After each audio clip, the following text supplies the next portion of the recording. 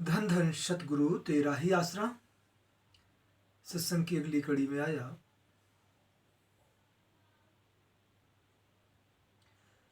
अग्नि में ना ताप रहे, बर्फ से ठंडक दूर हटे, ना बयार झरझर चले, ना जल की बूंद गिरे।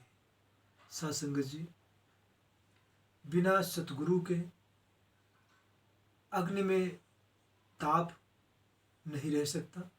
अगर अग्नि में ताप है, ज्वलनशीलता है, जिससे घर का खाना भोजन इत्यादि सब तैयार होता है, तो वो अग्नि का ताप भी खत्म हो जाए। मतलब वो अग्नि के ताप में भी सतगुरु का ही वास है। अग्नि में ना ताप रहे, बर्फ से ठंडक दूर हटे। अगर सतगुरु बर्फ से निकल जाए तो जो इतनी ठंडी बर्फ है वो जमी की जमी रह जाए, परंतु उसमें से ठंडक न रह जाए बिल्कुल भी, अर्थात उसकी ठंडक भी खत्म हो जाती है। ना बयार झरझर चले, ये हवा, ये ठंडी हवा जो झरझर चलती रहती है, ये बयार कभी चलना बंद हो जाए। न जल की बूंद गिरे, और एक भी जल की बूंद धरती पे नहीं गिर सकती। मतलब ये कि सतगुरु ही सर्वसमर्थवान है और सारा कार्य जीवों के लिए, उनकी भलाई के लिए, उनके अच्छे कार्य के लिए सतगुरु ही सारा कार्य करता रहता है। अब सतगुरु किस सत्ता का नाम है, सतगुरु है क्या चीज़, साथ संगत ये समझना जरूरी है।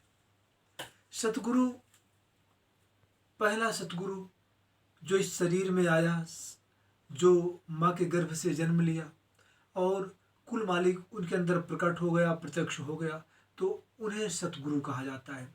जब ऐसा सतगुरु मिल जाए जिसके अंदर कुल मालिक प्रकट हो जाए, और फिर वो सतगुरु जब कोई नाम देता है, गुरु मंत्र, कलमा, मेथड़ा, मेडिटेशन या गॉड वर्ड्स, कुछ भी कह लीजिए, जब वो सतगुरु नाम देता है तब वो नाम कुल मालिक कबूल करता है और परमपिता परमात्मा के मालिक के दर्शन होते हैं। तो इस तरह से सासंगत जी, वो मालिक, वो परमपिता परमेश्वर अग्नि में भी है, जल में है, थल में है, वायु में है, हर जगह तू ही तू, तू ही तू, तू ही तू।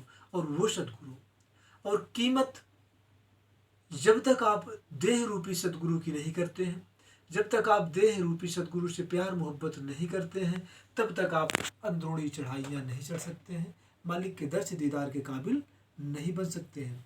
इसलिए साथ संगत जी, प्यार मोहब्बत शरीर देहधारी गुरु से करना अति आवश्यक है।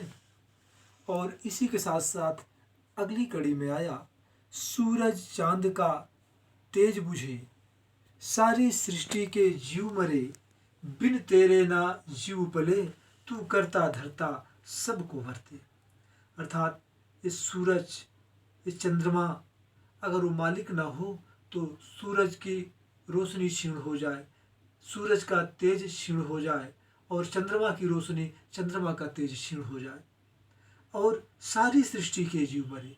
जब सूरज चंद्रमा की रोशनी क्षीण हो जाए तो इस सृष्टि में क्या, सारी त्रिलोकी में सारे सूरज खत्म हो जाए तो फिर जीवन कहाँ रह जाएगा।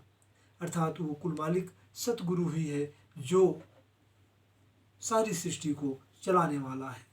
सब उनके दास हैं, देव, महादेव, भगवान, ब्रह्म, पार ब्रह्म, महापार ब्रह्म, ये सारे सब उसी के अधीन हैं और सब उसी के प्यार मोहब्बत के कारण जीवित है।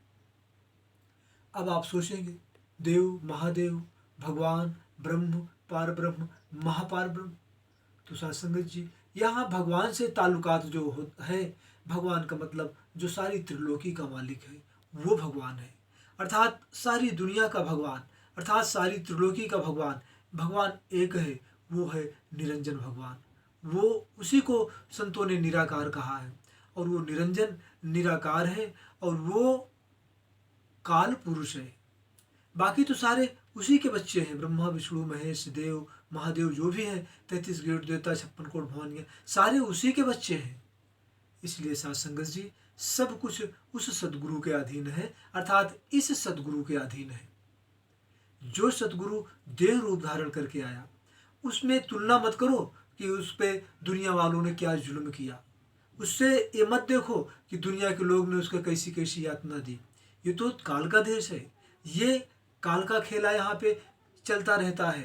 काल किसी की गुलामी और किसी का अधीन नहीं हो सकता काल, इसलिए काल का देश है। यहाँ पे सारे अधीन हैं। तभी तो संतों ने लिख दिया, योगी जपी तपी सन्यासी, तीन देव तेरा तेरा, जिस चाहे तिस नरक फसाए, जिस चाहे तिस करे निमेरा। अर्थात ये सारे के सारे मन माया और काल के अधीन हैं। जब मर्जी जैसा चाहे वैसा ये कर लेते हैं। तो ये काल का देश है सत्संगत जी। और यहाँ पे संत महापुरुष अपने बच्चों का, अपने जीवों के कर्मों का भार ढोते हैं और इसी वजह से उनको यातना मिलती है। लोग बताते हैं, बुजुर्ग जो जानकार हैं, जो किताब को पढ़ते हैं रूहानियत के, बताते हैं कबीर साहब को शायद 16 या 18 बार यातना मिली, जेल में डाला गया, पागल हाथी के सामने छोड़ा गया। क्या है? लोग तुलना करते हैं कि ऐसा क्यों, वैसा क्यों, गुरु है, भगवान है तो ऐसा क्यों, जब गुरु भगवान से बढ़ के तो ऐसा क्यों। ऐसा क्यों के चक्कर में नहीं पड़ना, क्योंकि गुरु गुरु होता है और वो सर्व समर्थवान होता है, उसका कोई एक बाल बांका नहीं कर सकता।